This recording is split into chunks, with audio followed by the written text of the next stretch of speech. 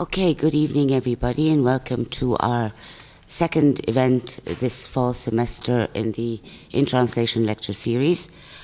Before I introduce our very distinguished speaker this evening, allow me to just remind you that we have one more lecture in this series in Oriental Hall during the fall, and this will be on December 7th, and the talk will be by outgoing President Lisa Anderson, President of AUC, and her lecture is entitled Numbers, Gestures, Images, Words, How We Speak Truth to Power.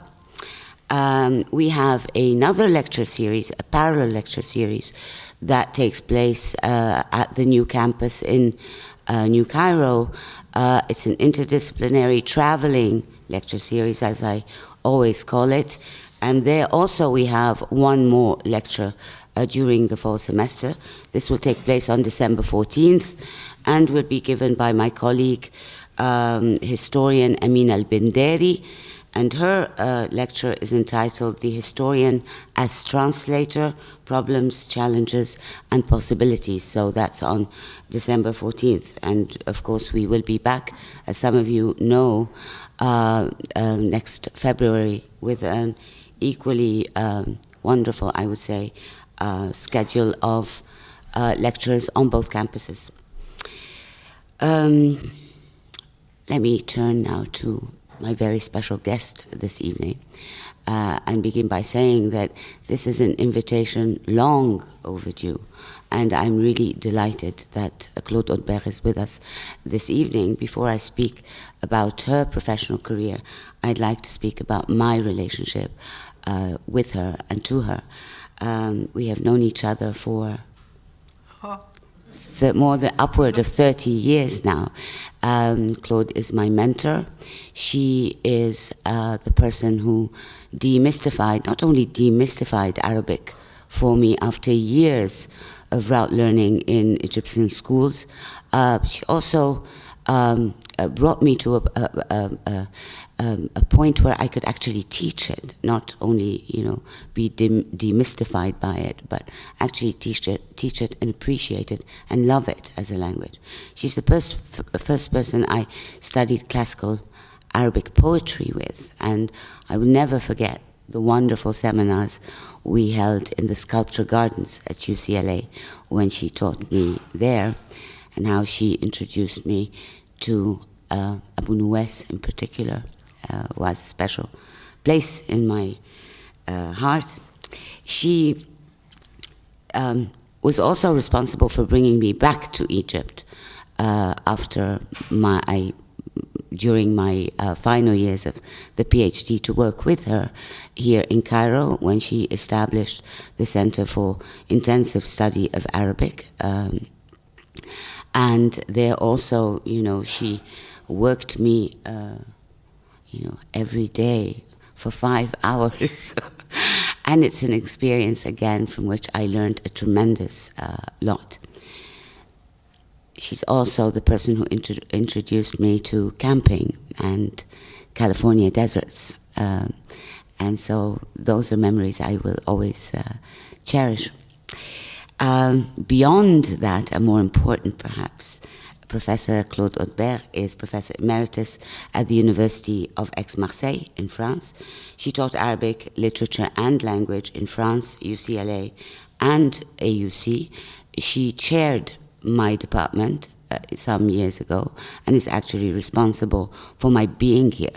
She is responsible for my tenure at AUC. This has happened when she was chair of this department. She has published extensively and mainly on Umayyad and Abbasid poetics, and is presently working with a team of Egyptian specialists on a contextual Arabic-French dictionary of Cairean colloquial Arabic. Tonight, she is going to be giving a lecture with a rather enigmatic title, Du sang, du coeur à la peau des fesses, the body in translation. Please help me welcome Claude Audebert.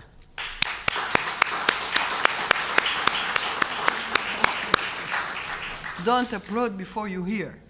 Well, I wanted to thank Samia for all these wonderful memories we shared.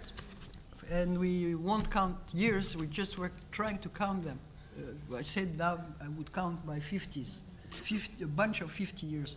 Let's say 35, that's great, because you are young. And I thank you so much for inviting me, and I thank the Center for Translation for bringing me here. And, well, I will try to speak about a trip between the centre de mon coeur to the peau des fesses, a trip in language, and hope that it won't take too long. If I'm too long, you just stop me. A friend of mine said one day about an outrageously expensive trip she made, دفعت في دم قلبي. Literally, she had paid the price with the most precious liquid without which we cannot live, and that substance came from her own heart, and another important part of our body. I took to wonder how I could translate that into French. The first translation which came to my mind was "Ça m'a coûté la peau des fesses." I then looked over the skin of my buttocks. Then I looked for an English translation and found that to express this unreasonable price, one could say I paid through my nose. Obviously, very different parts of the body play a role in the three languages to express this extravagant price. And it was interesting to note that in order to do so, the three languages use parts of the body, and that Egyptian adds blood, which is a very important liquid, as I said. More ways to translate that body expression, I will call them body expression to go faster, in French, came to my mind like ça m'a coûté un bras, an arm, an eye, and more abstract, j'ai payé un prix exorbitant, which in fact never suggests in French the mimic of the bulging eyes in time of surprise. The difference between the various French expressions was rather a matter of language levels, ranking from vulgar, like the skin, la peau du cul, which I can add now, to more familiar, or more familiar. We could also use the more refined "ça m'a coûté les yeux de la tête," where you see a parallel between the structure of the French, les yeux de la tête, and dam albi, in a sort of way. Different parts of the body, eyes, arm, skin, or the ass on one side, heart and the blood on the other side, two vital aspects on the other, of course, brought my Egyptian friends to tell me that their colloquial was much more romantic than French. As for paying through the nose, for an English speaker, it brought a totally different picture to my mind. As I went along, I discovered, on one hand, that the use of parts of the body was extremely current. And on the other hand, the expressions are rarely equivalent from one language to another. I continued to collect many expressions as I could with their equivalents in the two other languages, and consciously hoping that these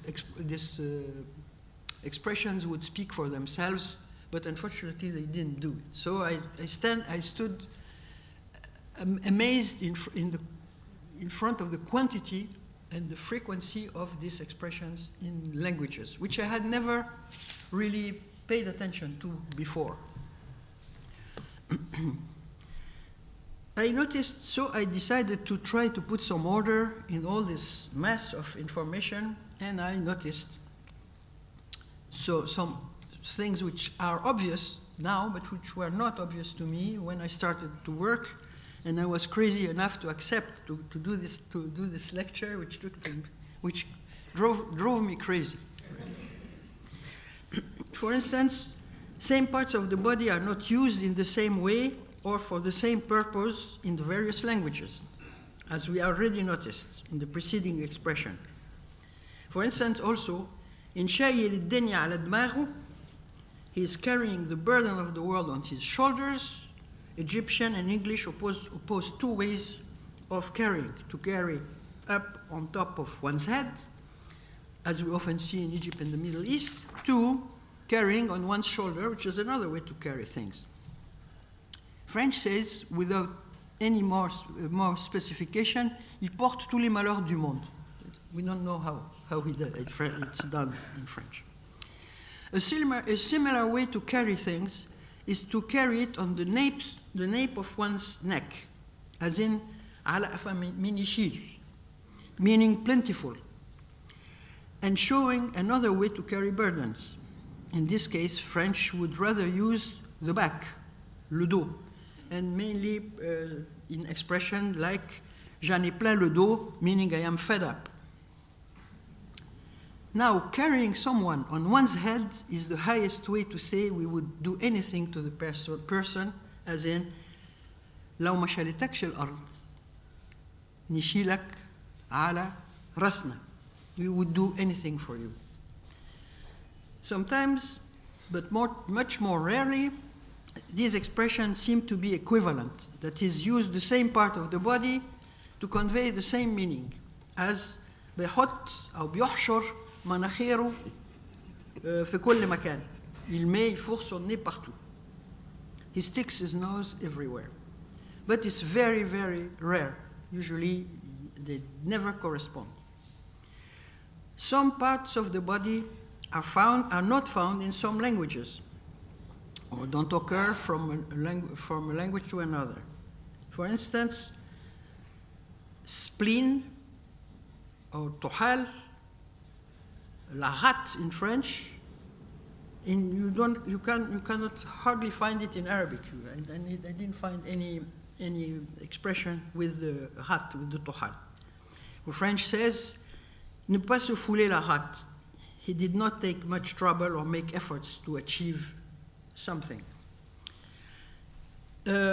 Or, in an expression we like to use these days, se mettre la rate au courbouillon. In other words, to cook your rate in a sort of soup, which is very nice to eat and used for fish, usually. This to mean to worry. On the contrary,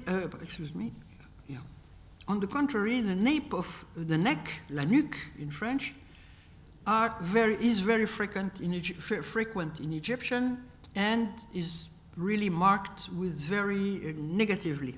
Okay, so we had the af'ala afa min yishil, but you have very pejorative things, expressions like خلى وشي زي قفايا. In other words, he humiliated me. Or اللي تكره تشوف وشه يحوجك الزمن لقفاك. Time may put you in need even of the nape of the neck of one whose face you do not at present like to see. You have other expressions which are more bland. It's like لما يشوف قفاه من غير مراية. In other words, this will never happen since you cannot see your afa without a mirror. Which would have as an equivalent in French, quand les poules auront des dents, to mean the impossibility, because hands do not have teeth in French, but not even the real hand does. Parts of the body and their equivalents, we have many parts aside from, for instance, the head to speak of the head. As example, Egyptian ras, dimagh, mukh, bal, nafouch, and I pass a lot of expressions. French, tête, crâne, cerveau, cervelle, caboche, and many others. In English, head, skull, brains, mind. Strictly speaking, these terms are not equivalent. But they can permute, they can change, exchange place sometimes, depending on the vision we have of the part of this, the body and its meaning. For instance, on the aspect of the head, like the seat of intelligence, memory, reason, the mind, intellectual abilities, as he has a head for mathematics, il a la bosse des maths, for instance. It depends on what we look at and choose the proper part of the name of the part of the body, all pertaining to the same one, which is the head, as a matter of fact. For instance, the Webster's lists 22 main meanings to the head, to the noun. We can compare with French, like c'est un cerveau, une tête, but not une cervelle, because it wouldn't work. Okay? But we can say il a une cervelle de moineau. In other words, he has the brains of a little bird. But we can say aussi il a la tête sur les épaules, with which we will not put cervelle or cerveau. We have to have tête at this place. At that stage of my work, I had not given enough thought to the importance of linguistic environment within the expression, and particularly the verb used in the body expression, dafat dam albi. And I had replaced, probably influenced by Egyptian, the verb payer, to pay, instead of coûter, to cost. In my own language, I said, payer le sang de son coeur. It's wrong, doesn't work. And you cannot play with words in such expressions. You have to keep, usually, it's only one verb which fits in. Of course, there are always exceptions, because this one, which we will see, we can, in Arabic, in Egyptian, say, ka, يقع دم أيوة يقع دم قلبه, and also I don't remember it right now. دفع كع and إيه كمان غشيني قولي لي. Okay, so I started looking for the proper verb or preposition and engaged in a study on the linguistic environment of the expressions. We can find simple nominal sentences like قلبه أبيض, هو بارد, دمه تقيل, دمي حبر, دمي حبر. It's wonderful, I am furious. ناره حامية, he also is furious. مخه حجر, he is stubborn. And so on. I mean, there are mountains of such expressions. Then I went to look at the verb polysemy. It's amazing to see that some verbs are particularly frequent, and I engage into the examination of their various meanings. I will only stop for a short time on the verb طلع يطلع, but you have shall يشيل, وقع, يقع, جي يجي, and thousands of them. To restrict ourselves to one example, the verb طلع, يطلع, meaning to proceed or to come or go forth, then to go up, or more largely to make a movement up as opposed to نزل, go down. The verb yields a good deal of expressions like طلع في دماغي, الفكرة طلعت في دماغي. The idea appealed to me. J'ai eu une idée du tonnerre. I got a great idea. And implies that thoughts seem to move from the bottom to the top, inside the mind or the brains, conceived as containers. Because we have to envision, to take these expressions seriously. In other words, to really believe what they say in order to be able to trace them and understand them better. The movement of descent nizl, is expressed by the opposite, verb nizl, which struck me before in expression like nizl al-bahr. I never understood why one ينزل البحر. I asked, so people told me, well, it's the level of the sea, perhaps. Okay. And then نزل عليه ضرب. He beat him for all he was worth. طلع also expresses a process through which something changes and transforms. And that's a very interesting use of the verb, like to turn out, to be, or to prove, to become obvious, evident, disclosed after being hidden, as in طلع كذاب. In other words, you have to have a whole operation in order to deduct that he has become that way. Or طلع لأمه. He resembles his mother. In fact, it describes a process. If we go into the depth of these expressions. So all these meanings are delineated by very subtle lines, and the borders are very fluctuant.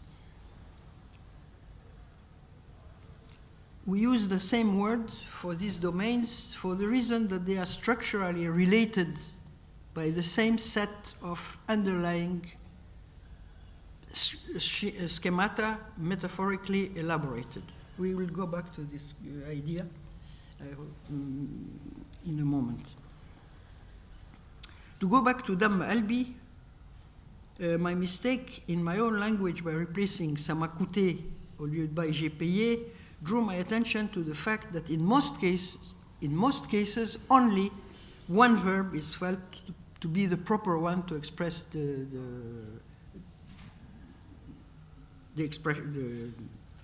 formula,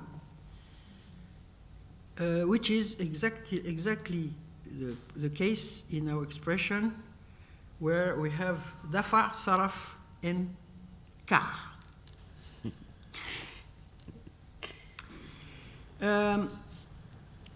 Prepositions offer an interesting case also, which is rather obvious because they construct the meaning of our body expression.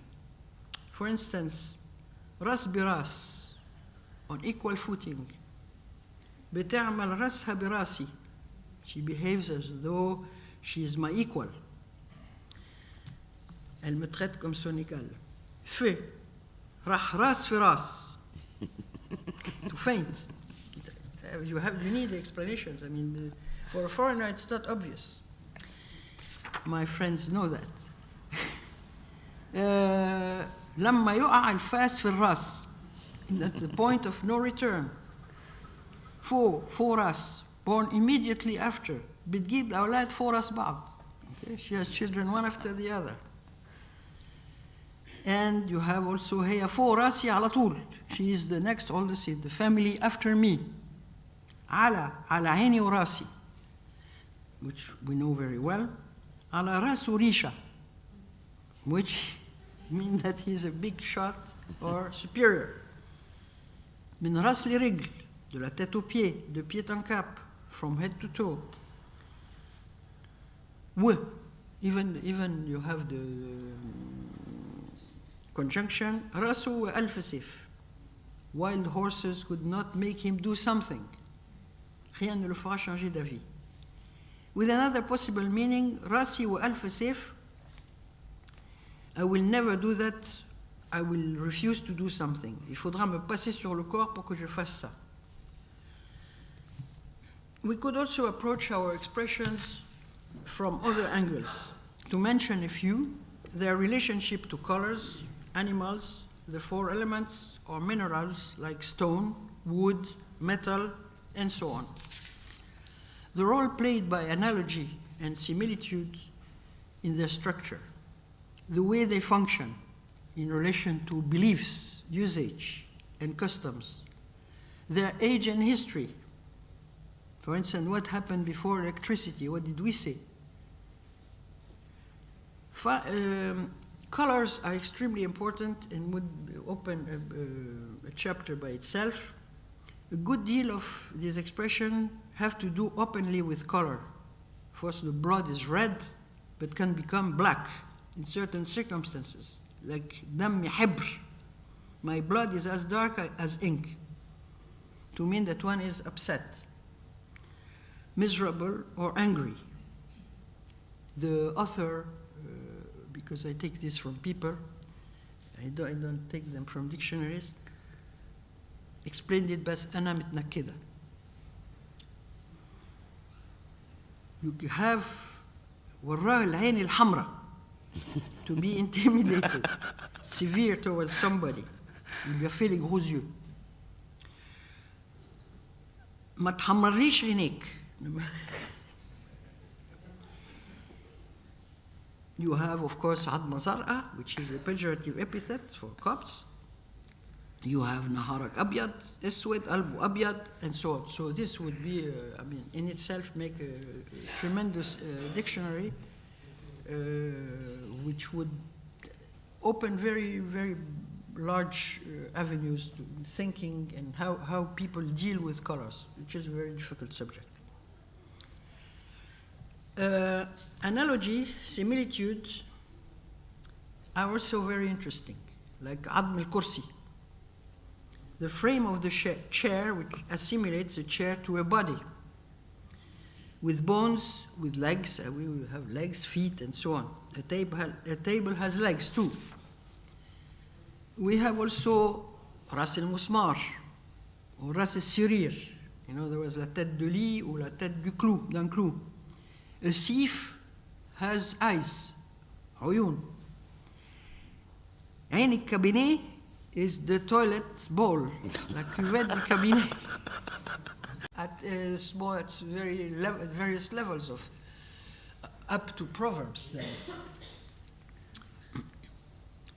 A head is a spheric body, usually. In French, it's la boule. Like in perdre la boule, to go nuts, to go crazy. Perdre la boussole, in other words, to lose one's compass.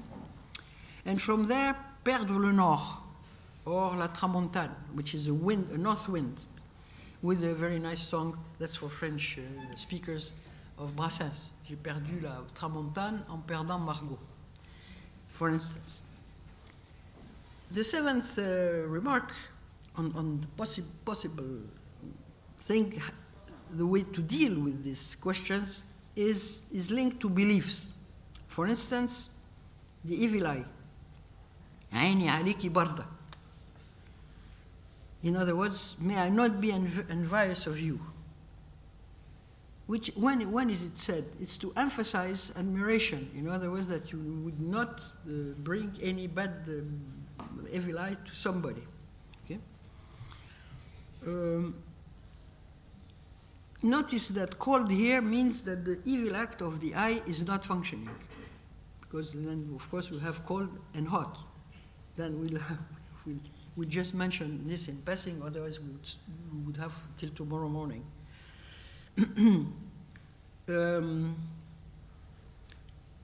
Kiss the head of somebody. Okay? أبوس راسك, رجلك, to ask for a favor or a supplication to somebody. بوس على راسه. That's you use when when people. Yes. حبة على راسه. كمان بوس راسه. That's going to be very interesting because then we are going to have lovely.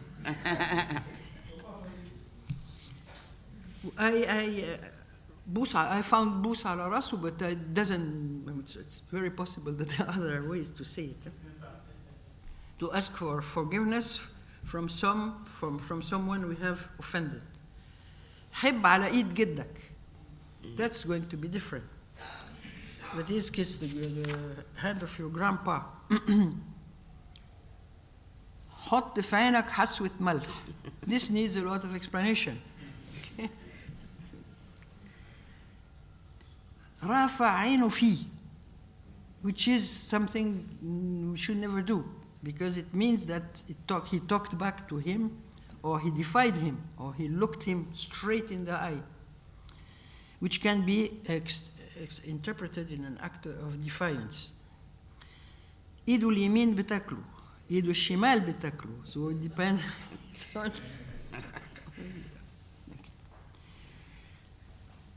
And finally, because I could go like that for hours, it is recommended not to kiss someone on the eyes according to عبد الوهاب. ما تبوسنيش في عيني البوسة في العينين تفرق.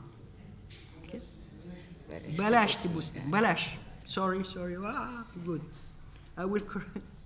Yeah, very nice. And you see how attached, and it's perfectly normal, it's exactly the same thing in French, to the right word in the right expression. Otherwise, the expression just has something wrong about it, like me with the, as I mentioned it before, the word payer or coûter, which is not the same thing and make it wrong. Religious expressions, which are extremely frequent in Egyptian colloquial, would deserve a special study for themselves, and also because they would offer a good field of research to notice changes in mentality when they are replaced by more modern ways of expression. At that point, I wonder what to do with all this information, because we still don't know. And this unbelievable wealth of body expressions, and have to put some order in this quite unmanageable quantity of data which open many fields of research. Some purely linguistic, some more symbolic, pertaining more to a world vision. What is Egyptian world vision? Of course, it's not in a lecture, less than an hour, and even if I worked 4 years, I couldn't do better. Takes time. To examine how Egyptians conceived of these parts of the body, and in the end, how they envisioned the body in general, seemed to me the ultimate goal to reach. But of course, such a project is far too ambitious, because it would require years of studies and the help of various disciplines, such as anthropology. And of course, teamwork, because one person alone cannot, I don't think it's going to be difficult. Or we have to be 20 years old and do only that, which would be very sad. In order to find some way to organize these data, I started to look for the expression of movement, since I had noticed the frequency of verbs of motion in body expressions. Then I turned my attention toward the expressions of emotions, such as fear, pain, anger, restlessness, peace, and comfort, as a starting point.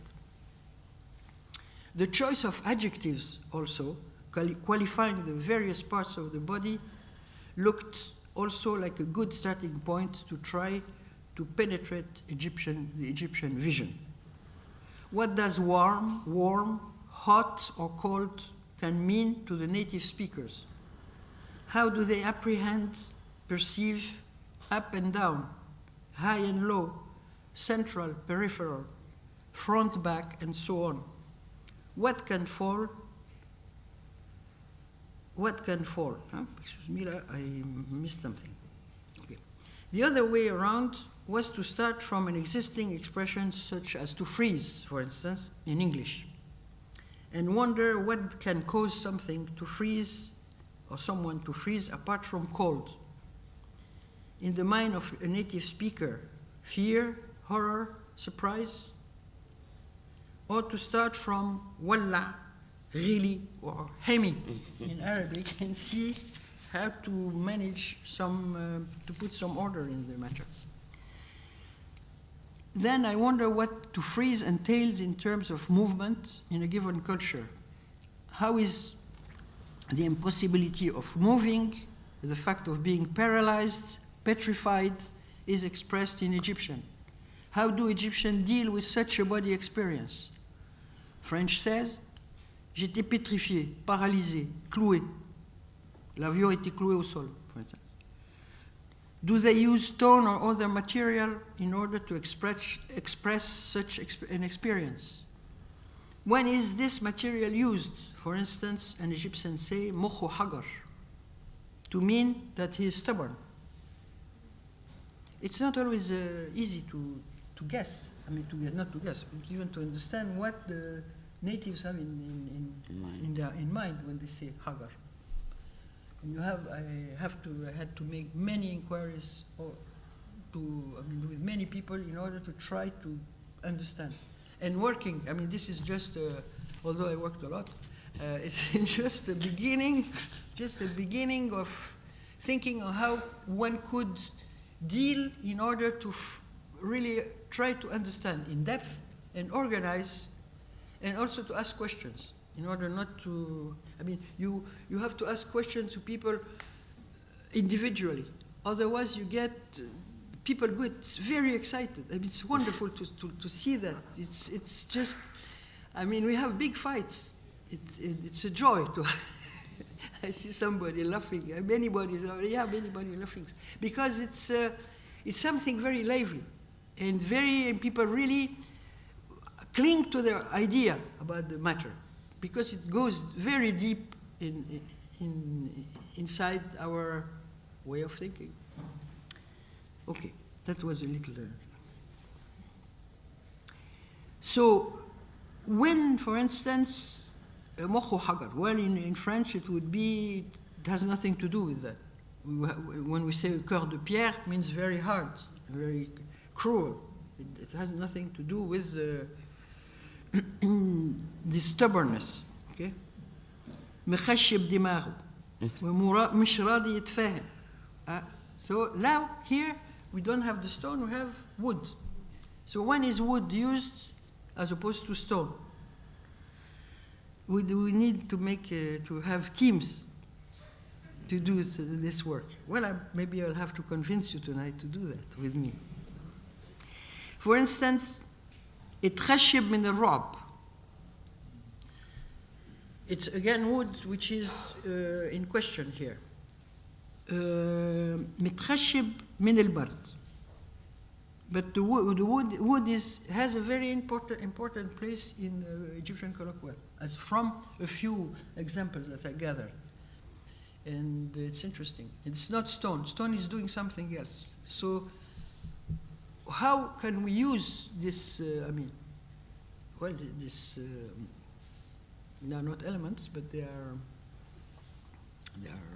wood and stone, in order to penetrate the vision of Egyptian. We cannot go further. It's just when you use stone and wood, it's something very, very important, or metal, okay?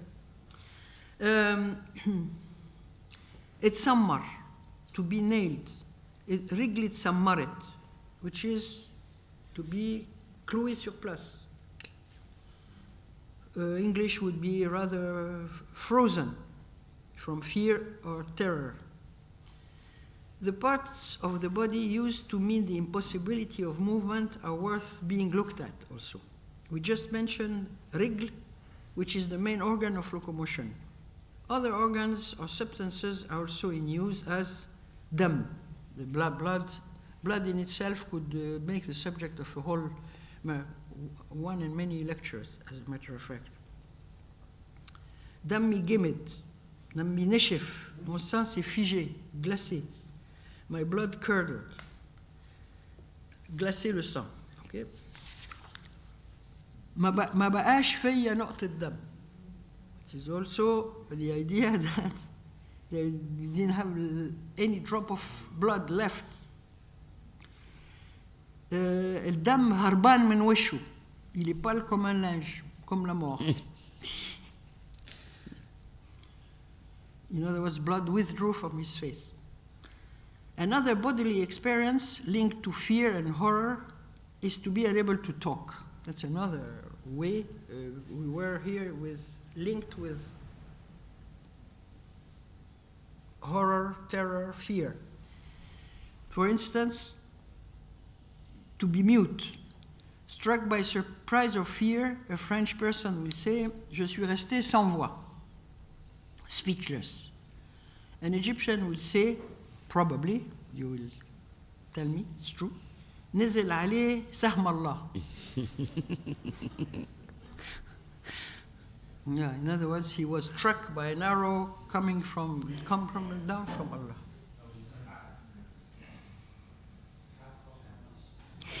Okay. Now, after seeing terrible things, let's be more relaxed. And how can one express the fact that one is relaxed and comfortable? And Egyptians say something very lovely.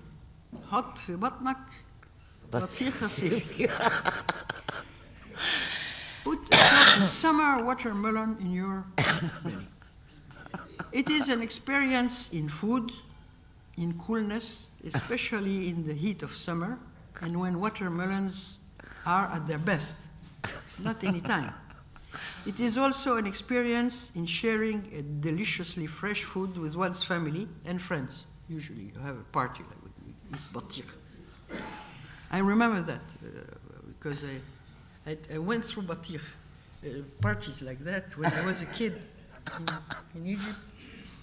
And it was very nice, but I had to pay for the pleasure of that.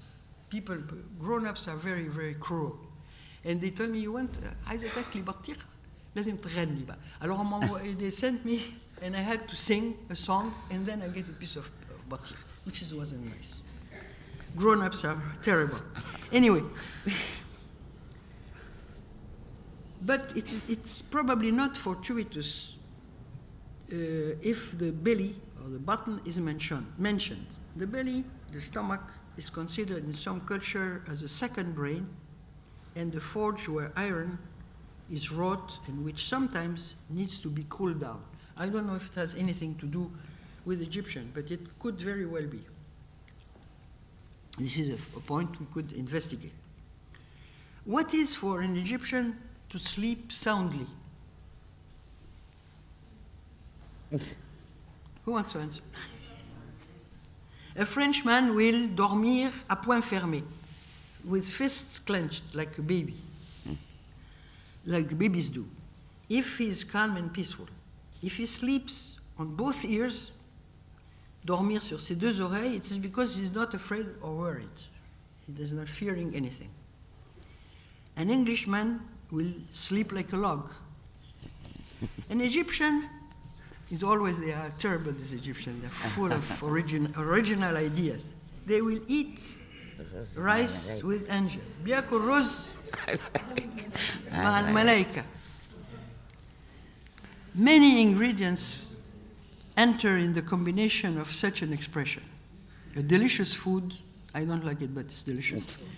Like rice pudding, the fact of being sound asleep, which is an experience in calm and peace, but still active, since eating in company of angels, whose dwelling is usually a particularly pleasant and unusual environment, paradise. So it is a wonderful expression, which means a lot. In this type of studies, one must make inquiries, individual inquiries with people, and see how they feel and they live these expressions. And it has to be individual, because if it's in a group, they go crazy, and everybody wants to push his idea.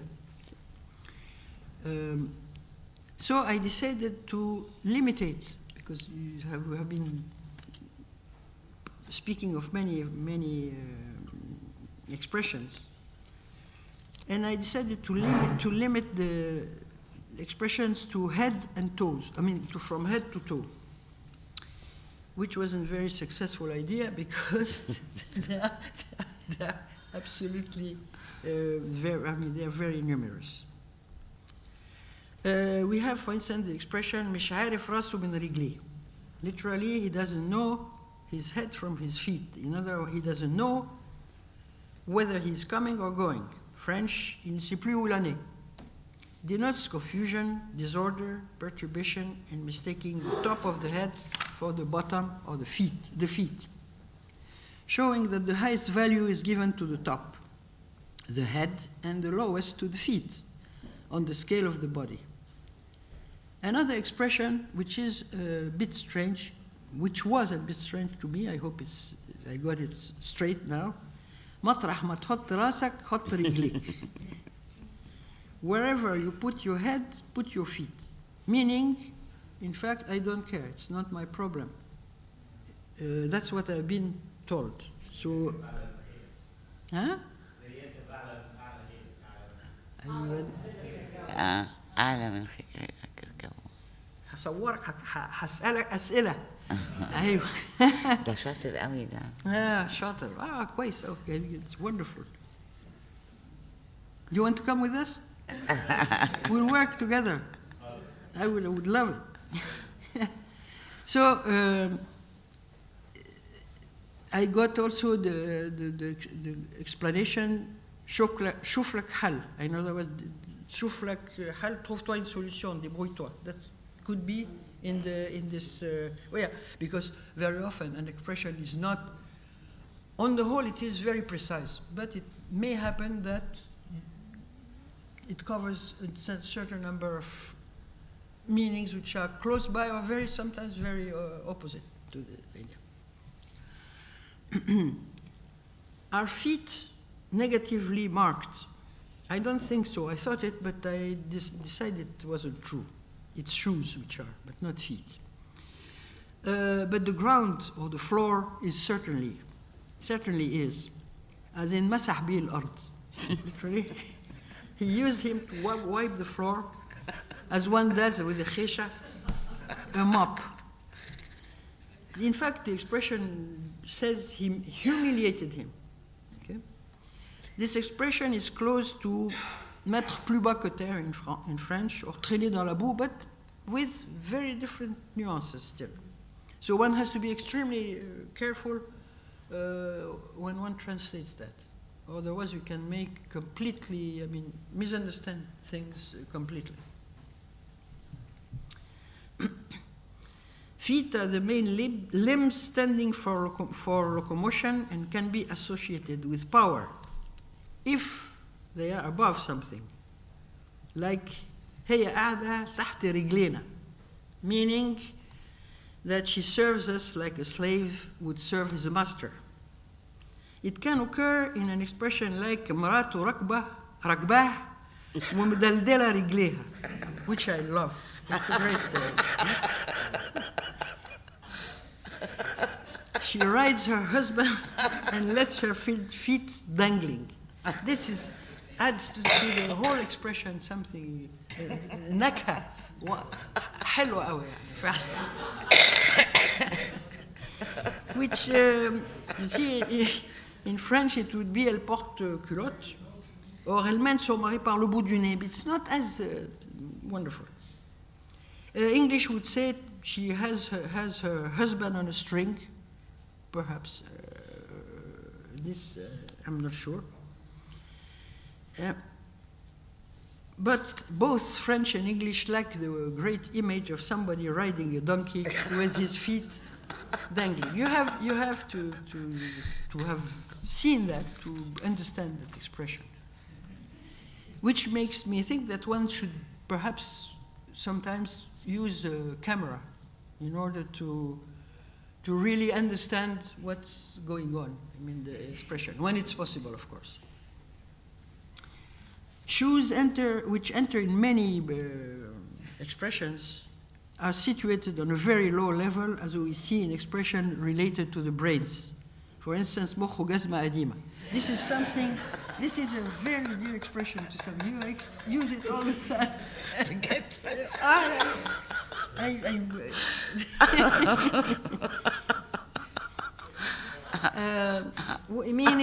Meaning what? That he's stubborn? Very stubborn. Very stubborn. Huh? Some people say Rabi also, silly. I got an answer that people made it stubborn. Okay. I'll check.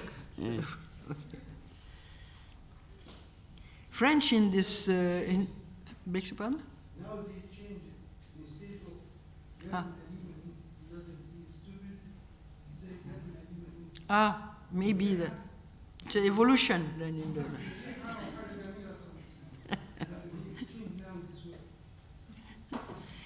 French and English would pick rather in the animal world to convey this meaning. Il a une tête de mule, têtu comme un âne rouge. English, mulish, pig-headed, bullhead. And you have the brother, the sister or the brother expression, مخه فردة قزمة, meaning that he's as empty as shoes. In other words, there's nothing to hope. أيوة. I should have brought my thing. Oh. Two very stimulating books comforted me in the direction I engaged in. One of them is a wonderful book, I think, Metaphors We Live By George Lakoff and Mark Johnson. And they offer a very illuminating vision of metaphor and the role of metaphor.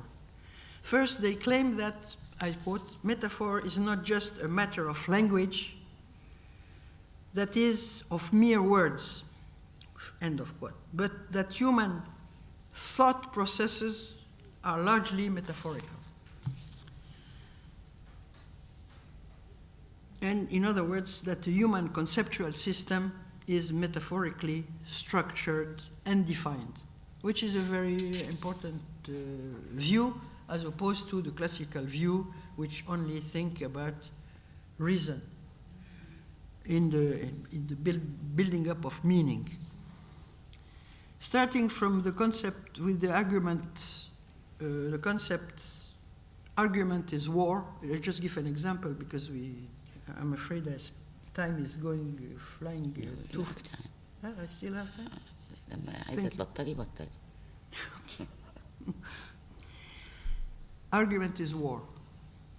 They show how this metaphor is reflected in our everyday language by a wide variety of linguistic expressions. I just chose a few just to put you in the mood for the rest of the lecture.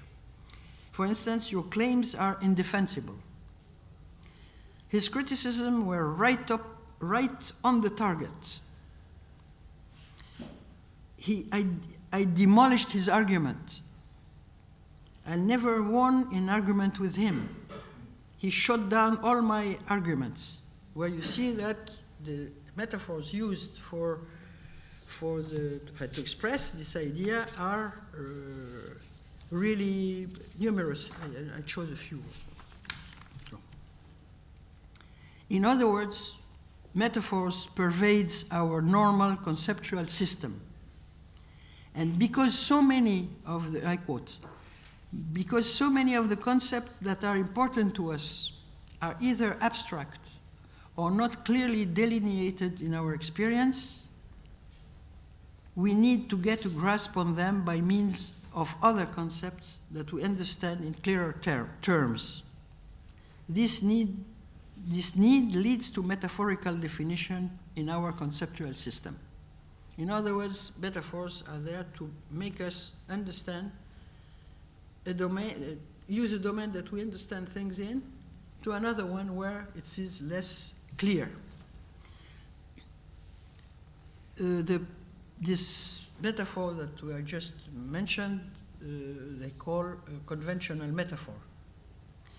Now, another type of metaphor, the orientational metaphor, by which one does not structure one concept in terms of another concept, but instead organizes a whole system of concepts with respect to one another, is what an orientational metaphor does. These metaphors, as their name shows, have to do with spatial orientation, up, down, in, out, front, back, on, off, deep, shallow, central, peripheral, and so on. We can go on like for a long time, which is very interesting because it gives us very clear spots in order to define what we usually take in general and don't really understand, because we cannot spend our time analyzing things either. They say, these spatial orientations arise from the fact that we have bodies of the sort we have and that they function as they do in our physical environment. Otherwise, if we were spherical instead of being walking vertically, our perception would be totally different. I'm sure this type of ideas should appeal to artists because they see things sometimes in different fashion. Well, that's enough for the commentary. For example, in English, up, to be happy is to be up. Okay? The fact that the concept happy is oriented up leads to English expression like, I am feeling up today. Okay? Such orientational metaphors are not arbitrary. They have a basis in our physical and cultural experience. Happy is up, sad, down. They have physical basis because drooping posture, I quote, typically goes along with sadness and depression. Erect posture with a positive emotional state. Besides, such a metaphor, I chose one, applies to other domains like consciousness. You're going to tell me what it is, up or down? Consciousness, up, good. Unconscious, down. Health and life, up. Sickness and death, down. Having control of or force is up. Being subject to control or force is down. More is up because you kind of pile things, okay? They explain this at length. I'm sorry, I cannot stop too long. I'm already exaggerating in the time, maybe. Foreseeable events are up, upcoming events. High status, of course, is up. Low status is down. Good, bad. Good is up, bad is down. Virtue, up. Depravity, down. Rational, up. Emotional, down. It's very interesting how we have, in fact, we internalize all these things and believe that they are the truth. It's just a way of looking at things. Can we apply these views to Egyptian, and to which extent? Keeping in mind that we would not, we should never forget the cultural dimension. What is true with English might not be true at all with Egyptian, of course, and the reverse also. On the whole, we can say, at least on number of expression, it's a hypothesis, that up is positive in Egyptian. Rasu fi sama, he's proud. He has self-respect and pride. In French, la tête haute. Rasu marfoua. نعم؟ أيوة. Yeah. Which is wonderful is that I suffered a lot working on this thing, but I enjoyed it terribly. Because you meet people and you tell them one, you throw at them an expression. They go completely, and they come with expressions that you will never think of, and they are so happy. I mean, we should make games like that with such expression, because it's really, I mean, people live them really for good. Rasu marfoua. When also rafa rasna, he made us proud. ابنها هو اللي رافع راسها.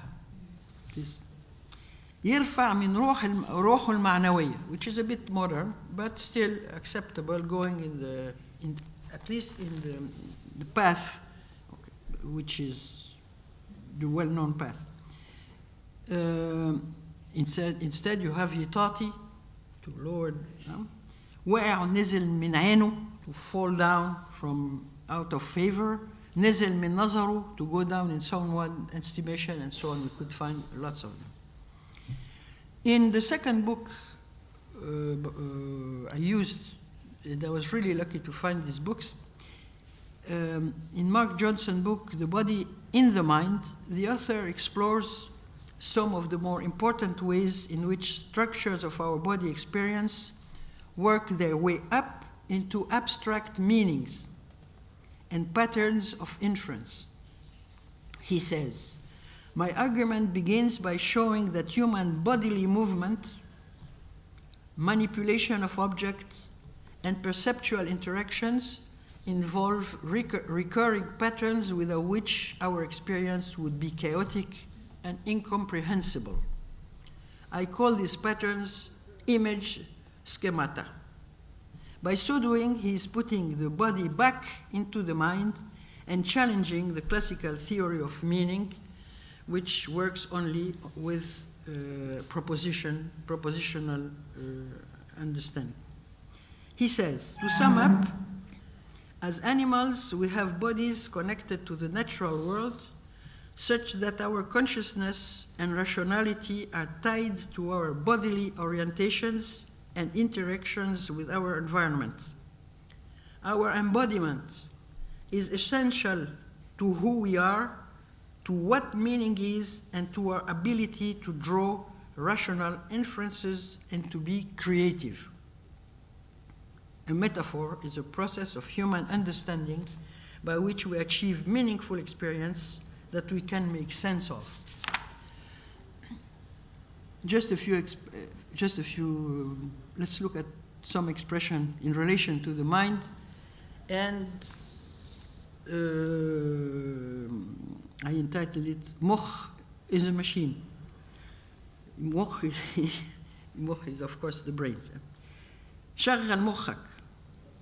شغل can mean to operate a machine. Okay? Or to شغل الاسطوانة, to put a record on. مخه وسخ. He is silly. He is not intelligent. It has nothing to do with being dirty as opposed to being clean.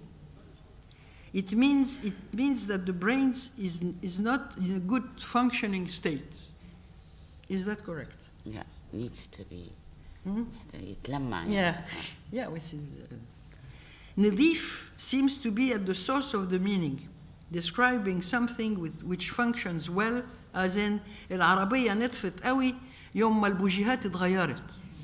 In other words, the car functioned well the day the sparkling plugs were changed, and kind of purified, just as you said, cleansed from impurity. مخه على زيرو.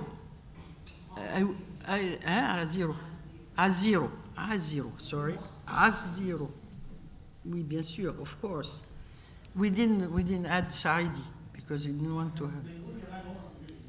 Huh? أيوة. Yeah. So you see, it's interesting, and it's something I kind of skipped because it would be too long. Adjectives are very, very interesting to study because that's where you see the link of people with their own language. Well, we know Nadif, for us, I mean, for a foreigner, a non-native, let's say, it's more clean, okay, which is true.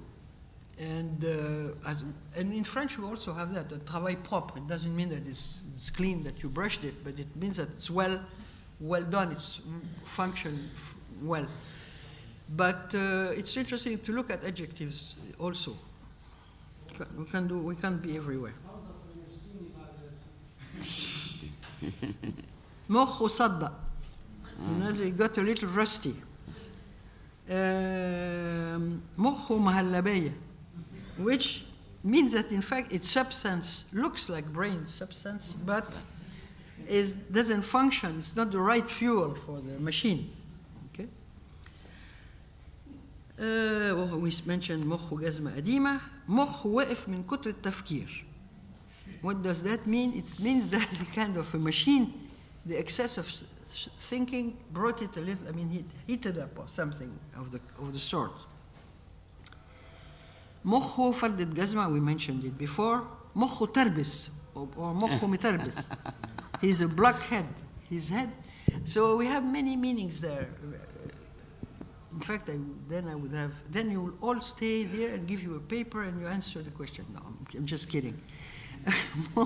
مخه تربس, a second meaning given by Badawi in the dictionary. He's feeling muzzy, that is in a state of mental numbness, hazy. And the third, he's unreceptive to new ideas. So this, to make a work like that, I mean, to proceed into a work like that needs to inquiries with a lot of people to understand recording. مخه هرب. He flapped his lid. You know, this with different meaning has kind of become angry. Okay.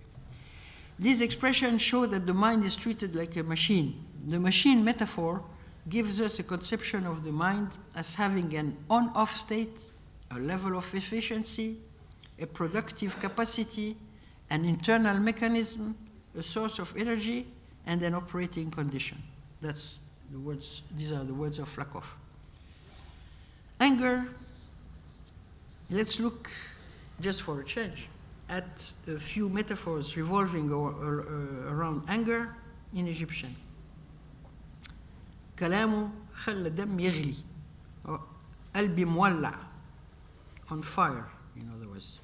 With two possible meanings, strong anger or deep sorrow. This have to be big. Both metaphors have to do with extreme heat, like boiling or being set on fire. حرق دمي, burning blood.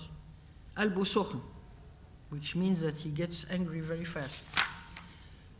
قلبه حامي, he's hot-blooded. الشغالة, which is a bit different, قلبها حامي. الشغال قلبها حامي. You know, means that she works quickly and efficiently. الخناقة سخنت قوي. And here we get into temperature to define anger. And I found also in Badawi an expression, this is in the dictionary, سخن له قفا. In other words, no, it's interesting. Okay.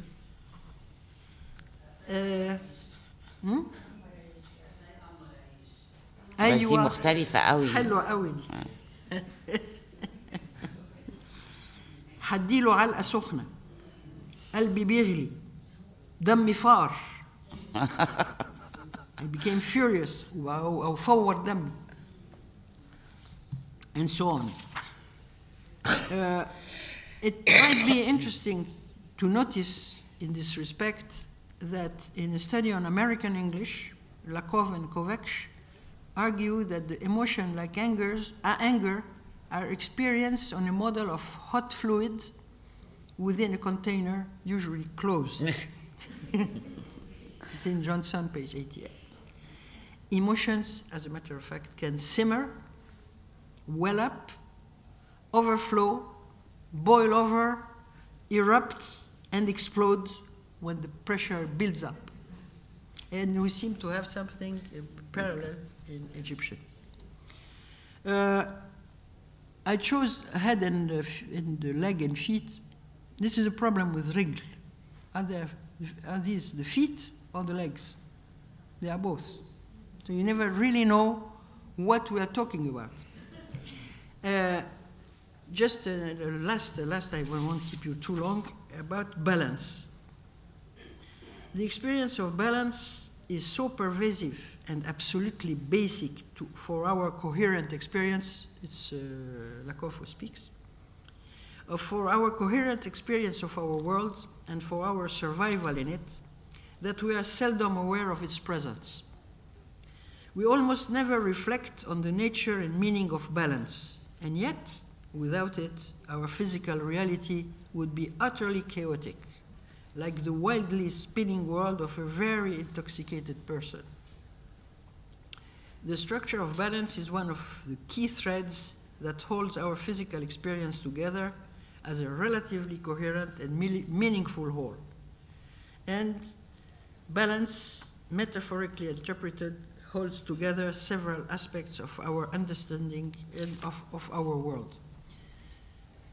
So the idea of balance in Johnson as well as Lakoff, balancing is an activity we learn with our bodies and not by grasping a set of rules or concepts. Balance is an essential thing, as we said, but it's not only when we stand upright that we experience balance. We can be seated also and experience balance. And to sit down is not just to take a seat. It also is, in some circumstances, be related to present time, to take a position in one's life, some sort of internal orientation. According to people who meditate, it is as if the mind itself was sitting and relaxing and pondering, which implies a given dignified position of the body, stability, as opposed to restlessness or wriggling. In this respect, it would be interesting to analyze how iconography represents various categories of people and adjust the types of posture to rank and function. Chiefs are represented seated, not slaves. And they are represented sitting in certain fashions that I will not detail because it would be another lecture. But since there are many ways to sit, you can sit straight, you can sit awry, we know how exasperating it is, well, to me at least, to see somebody who is not sitting correctly. You know, we say to kids, "Oh, daidel." Sit down correctly. Okay, sit properly, straight. Also, there are so many meaning attached to the way one sits on the edge of the chair, expressing that one is shy and uncomfortable, or slump, or sprawl, expressing a certain slackness or slothfulness. French offers an expression which indicates hesitation. Avoir le cul entre deux chaises. I'm sorry, I'm very vulgar, but which means that you don't know where to sit. You don't know what you are doing. We know the importance given to the way one sits by the Japanese with the word hara. Harakiri, it's not harakiri, but it's hara. Showing the posture of a body alert and awake, but calling for respect. Okay. I will stop here and just in this respect quote two expressions which I really love in Egyptian.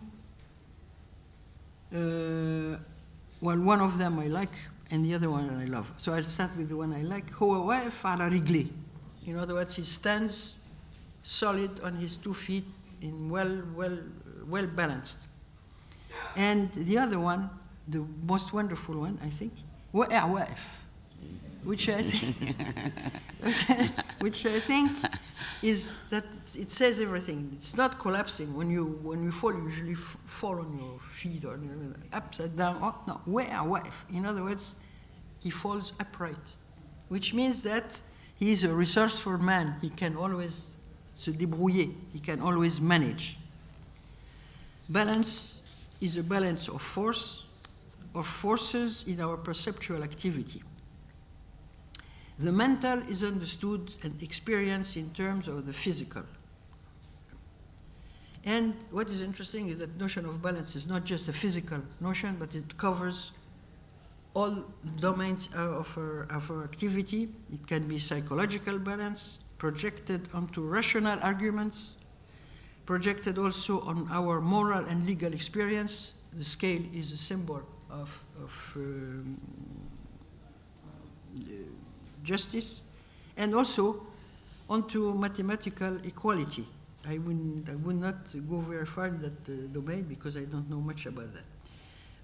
So, the one last question: metaphors, are they fixed, or do they report merely pre-existing independent experience, or rather do they contribute to the process by which our experience and understanding develops?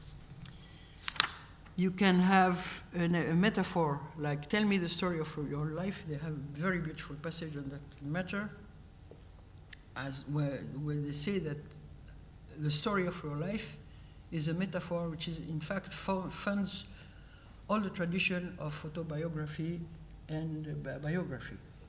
And this is a fixed metaphor. It's not a new one, but you have a creative metaphor that you all know. Life is a tale told by an idiot full of sound and fury, signifying nothing. In this, you have a real creation which takes place in this matter. Just a last remark. Lakoff and Johnson made a very interesting remark about dictionaries. They say, students of meaning and dictionary makers have not found it necessary to try to give a general account of how people understand normal concepts in terms of systematic metaphors, like love is a journey, argument is war, time is money. For example, if you look in a dictionary under love, you find entries that mention affection, fondness, devotion, infatuation, and even sexual desire. But there is no mention of the way in which we comprehend love by means of metaphors, like love is a journey, love is madness, love is war. In our culture, sometimes metaphor may be given in the secondary or tertiary meaning sense of other words, like in the tertiary sense of the word crazy, we can get a hint of the metaphor love is madness. I must say that I went through this experience all along this work when using the dictionary. And the ghadab, you will find neither really, nor walla, nor far, nor hemi, which are, as we saw, words which are intimately linked to these emotions. So can we dream of a project which would involve teamwork around these pervasive body expressions, which open a door toward understanding better the Egyptian language, as well as the communication of the three languages, and why not more?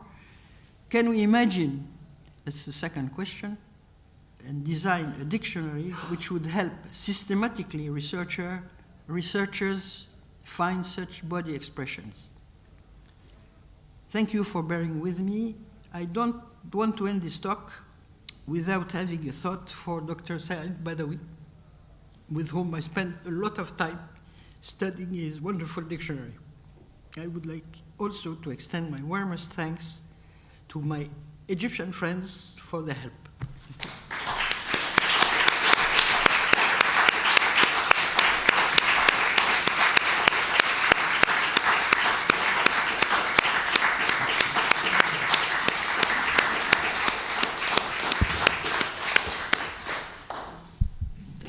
ألف شكر يا أستاذة على الوليمة دي، يعني حفلة بجد يعني.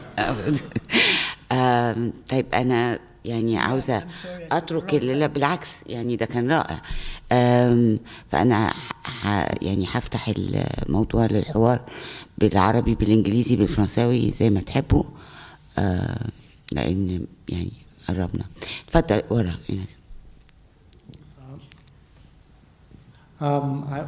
Concerning whether the metaphors can actually influence the experience, I would say yes. One of my students got me an article on medical anthropology, and there was a study of Turkic women in Iran and the heart problems they have. They use old Aristotelian science, where they think the blood is made in the liver, and they think the heart is just the seat of emotions. They don't think it has any practical function. So whenever they can actually get heart palpitations just from worrying about things. So I would say yes, it can influence. And I'd also say that the physical environment, it gears language in one direction or another. I mean, in Arabic, old Arabic expression, إِنَّهُ لَا يُثْلِجُ صَدْرِي. In English, you would say, it warms my heart. But of course, in English live in a cold country, so being warm is a nice thing. If you're in a hot country, being cold is a nice thing. And I remember at school in English saying, the English hate washing behind their ears. If you're an Egyptian, washing behind your ears is a nice thing because you're sweating and hot all the time. And wudu ablution, you wash your ears from the outside as well. So, yeah. Yes. Was it a question? No, come. That's interesting. Thank you very much. Thank you.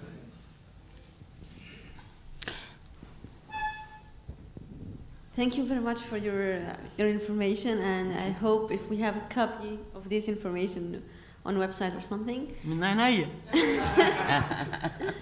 Thank you. I'd like to ask, first of all, Arabic is a very, very rich language. I'm working as a translator, and I know that a word has different various meanings. I know that Arabic, I think, is the most difficult language. But I'd like to ask you, why did you say that rational is up and emotional is down? This is my question. I didn't say that. It's Lakoff who says that, and I think he's right. I'm not trying to escape the question. It's because I suppose we have all the theories about knowledge, about language, about life, where rationality is supposed to be more efficient, better, and more efficient than emotions, which are badly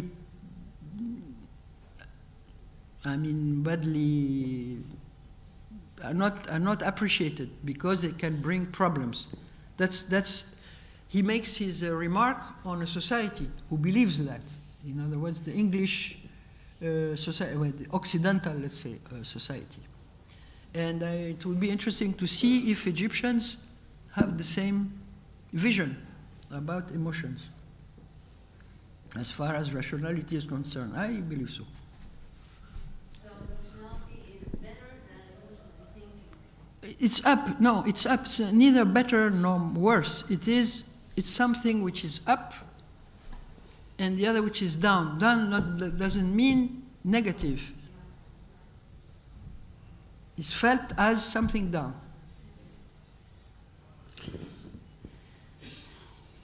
Yeah, go ahead, please. حضرتك قلتي بلاش تبوسني في عينيا. The word live with its age, with the event. نعم. بلاش تبوسني في عينيا. أيوه. الكلمة بتعيش في العصرها. دي عبد الوهاب قالها لرأي إبراهيم في أحد الأفلام، وبقية النص بلاش تبوسني في عينيا البوسة في العين تفرق. This is word of love. وأنا يعني عايز أقول شوف الكلام ده كان في سنة 44 نوع الغزل في هذا الوقت، وكان الستات يحبوا الكلام ده، كنا نحب نقوله في البيت لأن عبد الوهاب قاله. يعني احنا بنقارن دلوقتي بين الغزل اللي في الأربعينات وبين التحرش الموجود دلوقتي. بس دي كانت معتقدات، يعني معتقدات أنا ما أعرفهاش. يعني هو ما فيش حد بيبوس في العين، هو الكلام covered. It is a word of love covered. يعني في الأربعينات ما كانش الواحد يقدر يقول clear wording of love. الحكاية بتقول إن دي أمه اللي قالت له الحكاية دي. نعم. الحكاية اللي سمعتها في الموضوع ده بتقول إن أمه قالت له ما تبوسنيش في عينيا، البوسة في العينين بتفرق. ده شوف ده شفته في نص معين. عفوا كان بيقولها لرأي إبراهيم. رأي إبراهيم دي كانت الممثلة الأولى في مصر. هي كانت ست شكلها حلو وكانت بتاخد أعلى أجر، ولما حب يشغلها في فيلم تاني طلبت أجر عالي، لما ما وافقوش عليها سابته وراحت نيويورك. فدي قصة الحكاية دي. بعدين أنت قلتي شوف لك حل. شوف لك حل دي يعني إزاي الكلمة عايشة، لأن شادية استعملتها في أحد الأفلام، قالت له شوف لك حل في حكايتنا يا تعزل وتسيب حتتنا. لا بس الكلمة عايشة من وقت عصرها، فكل ورد. بعدين حضرتك قلتي ياكل رز مع الملائكة. رز مع الملائكة ما بنقولهاش للأدلتس، نقولها للأطفال على أساس إن الأطفال هم ملائكة. فلما نلاقي طفل نايم كده نقول له شوف بياكل رز مع الملائكة. للأطفال بس. للأطفال he is dreaming. لكن ما الواحد ما يجيبش واحد كبير كده عجوز كده يقول ده بياكل رز مع الملائكة، مش مقبولة، لأن الكبير ده ما هوش ملاك أبدا.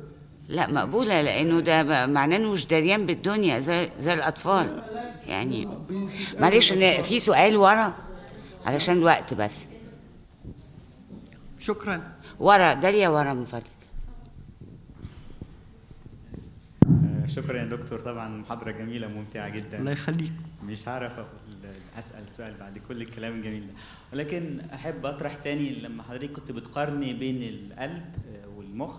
أعتقد ذكرتي المخ بالفرنساوي كان كلمة قلب كور، مش عارف أنطقها بالفرنساوي، ولكن القلب برضو في العربي لما يكون حجر بيبقى برضو قسوة، فهي دي نفس الحاجة. فالمخ حجر ده pig headed أو stubborn، لكن العربي قلب حجر برضو بنفس المعنى الفرنساوي اللي هي القسوة. حتى في الفصحى ثم قست قلوبكم. لا الفصحى ما لناش دعوة بيها. لا بس في الحالة ديت في الاثنين هم نفس الحاجة. قست قلوبكم بعد ذلك فهي كالحجارة أو أشد قسوة. فحد قلبه حجر قاسي سياني في الفصحى أو في العامية. أيوه. نفس الحاجة، أعتقد في لغات كتير كمان. لا بس أنا يعني بفصل نهائيا بين الفصحى والعامية، لأن العامية لغة صحيح تعيشوها، أما الفصحى دي حاجة تانية خالص. ولكن أحيانا يلتقيان في نفس المضمار.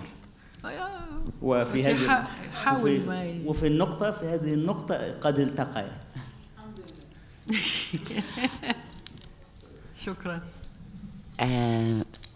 ممكن أنا أسأل سؤال؟ يعني من ضمن التصنيف، يعني مسألة سعيك وراء the order, the sense of order, how do we order things, and how do we contextualize the use of metaphor.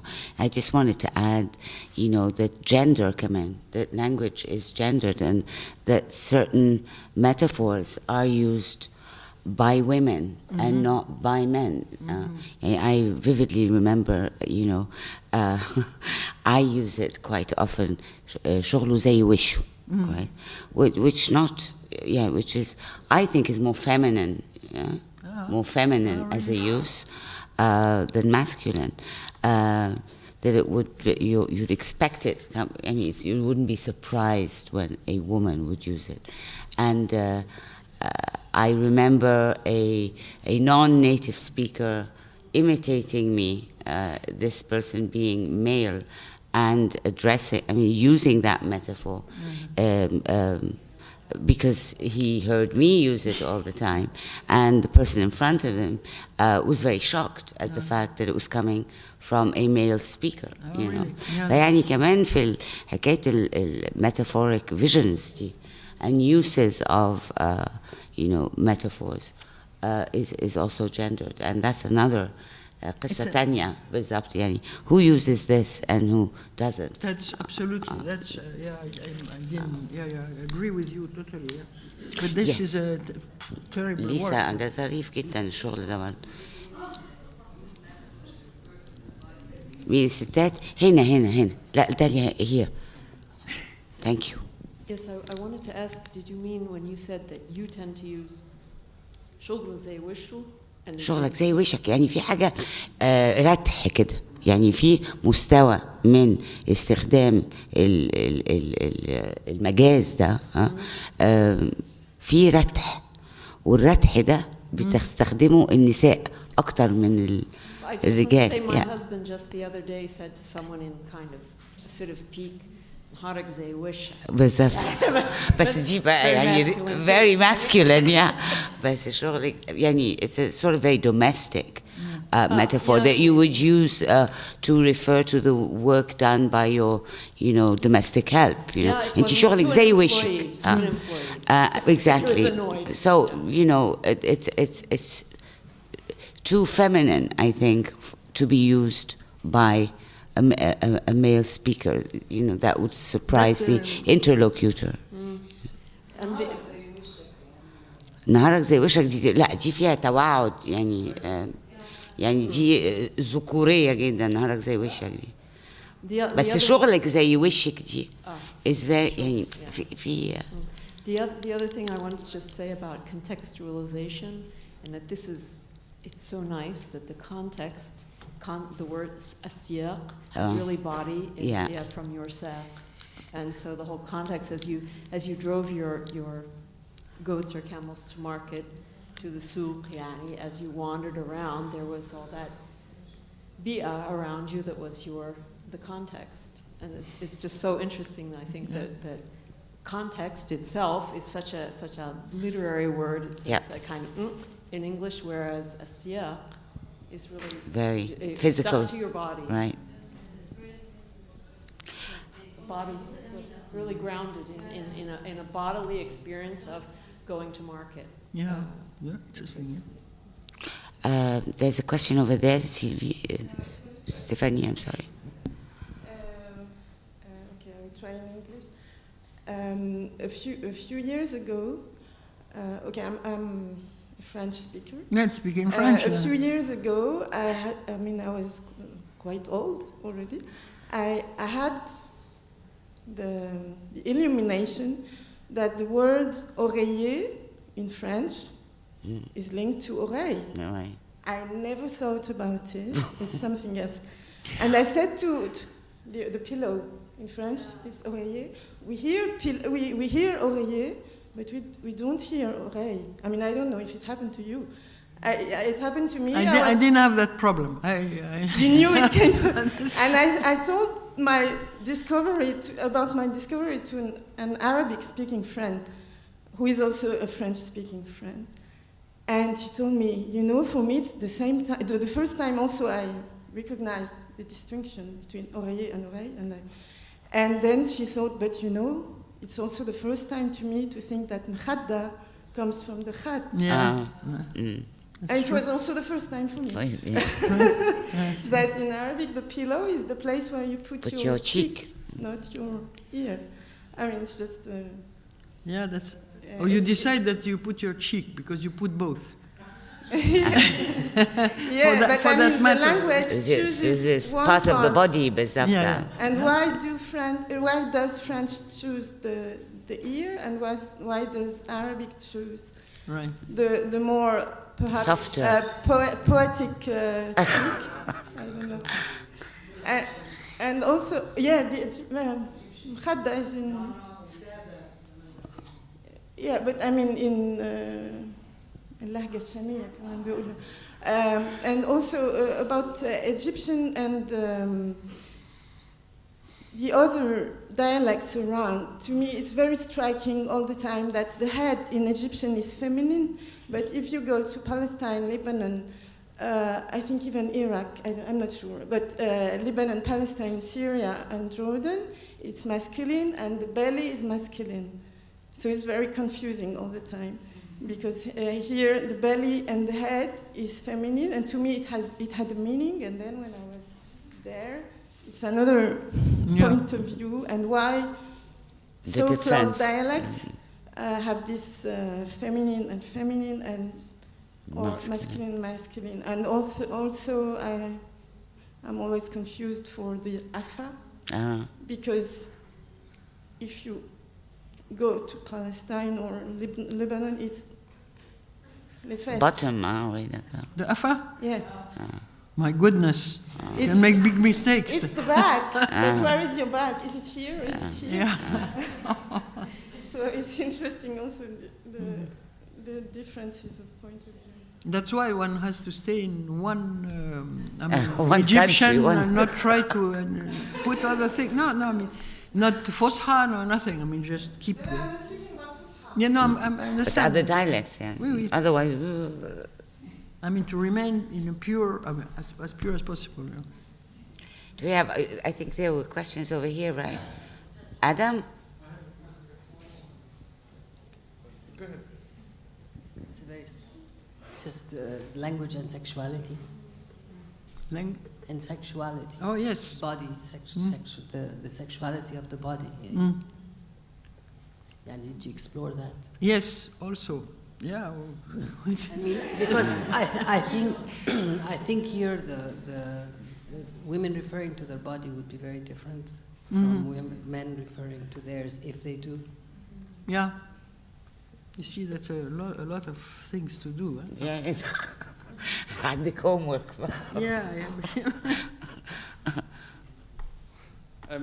So can I just say that last academic year, Hakan Özkan came and talked about a lot of these kinds of examples in Turkish as well, right? So this is the translatability of the metaphors that we have in Arabic and stuff like this, and I found it very interesting. I mean, obviously we were talking about that in this talk as well, but at the same time we were talking about the translatability of the metaphors you sort of suggested that if we could do a proper study of Arabic metaphors, we could come up with some sort of Arabic world vision or Weltanschauung, Yes. so, an Egyptian one, right? Absolutely, yes. Yeah, and I'm very skeptical about that, I have to say, because, I mean, if you presume that there is a translation of the metaphors, right? So, I mean, a famous example is like sang froid or whatever, and that's in, you know, millions of languages, right, hundreds of languages or whatever. Or, for example, like my favorite expression in Egyptian Arabic, tidain fil labas, is the same thing as English bosom buddies. It's the same things in Persian. We have dochus tombun or whatever. So does that mean that they all share the same Weltanschauung? I mean, if we actually could create an encyclopedia of Egyptian Arabic metaphors and, you know, and use that to derive some sort of, let's say, categorical description of the way Egyptians see the world through their use of metaphorical language, would we actually arrive at anything? Because in the end, a certain percentage of those metaphors would be direct translations of other metaphors in other language systems. And so it sort of undermines the specificity of this like proposed Egyptian Weltanschauung.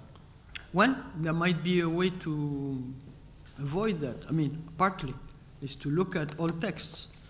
In Egyptian, I mean, let's say 18th century, 19th century, we have plenty of texts, of Egyptian texts like the Sirat, the Baybarsul, things like that, and see whether how they speak about the body. That might be an idea. So it wouldn't be contaminated neither by French, nor by English, nor by the radio, nor by, and make an inquiry. I don't know what would happen, but it would certainly be interesting. And I suppose, I think that there are really, I mean, we have visions. I didn't make anything historical. It's impossible. I was just trying to kind of find my way around here. But I think there's a lot of work which should be done. And I mean, as a try. And it would be worthwhile because we would discover things. I mean, the body is fundamental. We should not forget that. And see where for men it's the same thing.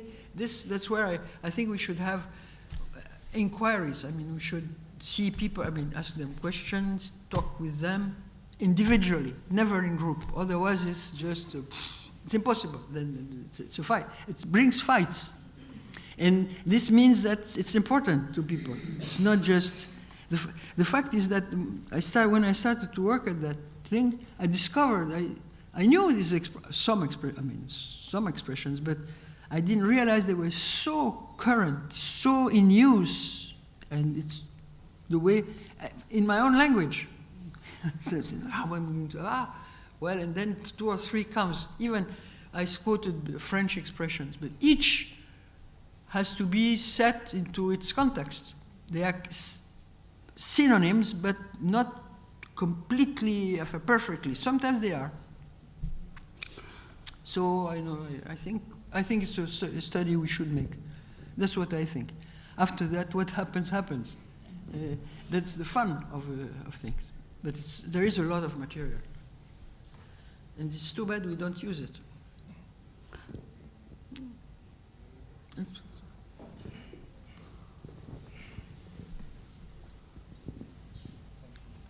أنا اسمي حسن الشامي. أنا بشكر حضرتك. المحاضرة دي مش في ترجمة، دي في علم الاجتماع يعني.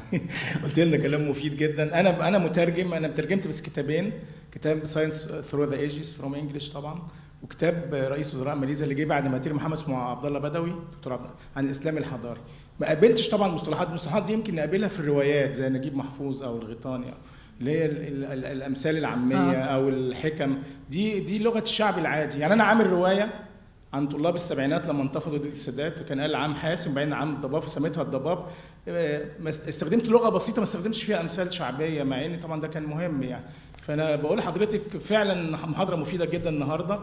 ويعني هو بقى المطلوب الكونفيوجن اللي انا وقعت فيه، هل المطلوب لما ترجم من العربي الانجليزي مثلا الامثال دي يقولها بالمعنى ولا كما جاءت، يعني بما يفهمه الانجليزي اللي هو مترجم اليه، ولا بما انا حاسس بيه هنا؟ يعني ده الكونفيوجن اللي عندي. كل واحد حاسس بالحاجات دي بطريقه معينه الحقيقه.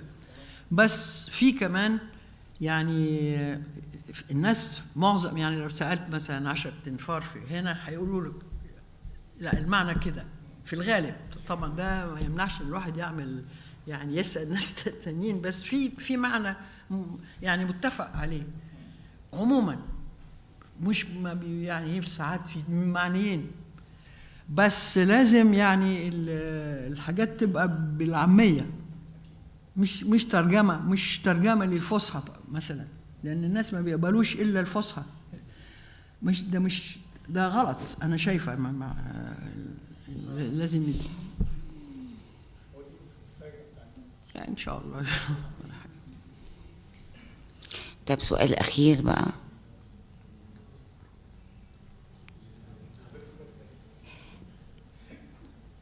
طب أنا نعم هسأل أنا. يعني بالتالي المحاضرة دي تخلينا نعيد نظر في مسألة المعجم، يعني معاجم اللي احنا تربينا عليها دي. فهل بالفعل نقدر ان احنا نعيد نظر في انتاج المعاجم، بحيث ان احنا ناخد في الاعتبار ان احنا كبني ادمين بقى، سواء بنتكلم عربي انجليزي فرنساوي، ويمكن في ثقافات اكتر من ثقافات اخرى بنتكلم من خلال الاستعارة. يعني انا بعتقد يعني دلوقتي ليه الناس كانت بتضحك لما بتقولي الايديوماتيك اكسبريشن او كده؟ لان احنا بنقولها بتلقائية وما عندناش وعي باننا بنستخدمها. فلما انتي بتقوليها بتخلينا يعني بتحطيها امامنا بشكل غير عادي، لان احنا في استخدامنا للغة بنستخدمها في السياق اليومي العادي من غير ما نلتفت اليها بالشكل اللي انتي النهارده ألحيتي علينا في الالتفات ليها. فايه هنعمل معاجم كونتكستشوال كده على طول؟ يا ريت. لا ممكن، يعني ممكن نبتدي لان في وسائل. انا كنت عايز اتكلم عن الموضوع ده، وبعدين لا كنت قعدتكم كمان ساعه، حرام ما ينفعش. بس في طريقه، انا شايفه ان في طرق. انا زي ما انتم عارفين، زي ما انت عارفه، بشتغل على قاموس يعني مصري، يعني لغه عاميه الفرنساوي. بس في طرق نقدر ندخل فيها على الأقل جزء كبير من الحاجات دي. لأني أنا كمان استغربت لما جيت أترجم من الفرنساوي والإنجليزي، قلت كمان في يعني في عبارات، في ثروة فعلا يعني عميقة، يعني في جذور الكيان اللغوي للناس. حرام. وبعدين لما بندور على الكلمات دي ما بنلاقيهاش. عملوا في البدايه لما لموا يعني جمعوا القواميس في البدايه، يعني في القرن الاول الهجري والحاجات دي، راحوا عند البدو لموا هنا، خدوا من هنا، شالوا حاجات طبعا، بس عملوا شغل عظيم. طب ليه احنا ما نعملوش على لغة مش لهجة، مش كلام فاضي، مش حاجة صغيرة كده باتوا عايش. انتوا عايشين بالحاجات دي، حرام يعني ما نشتغلش على الحاجات دي. ده يعتقد رسالة اليوم بالظبط.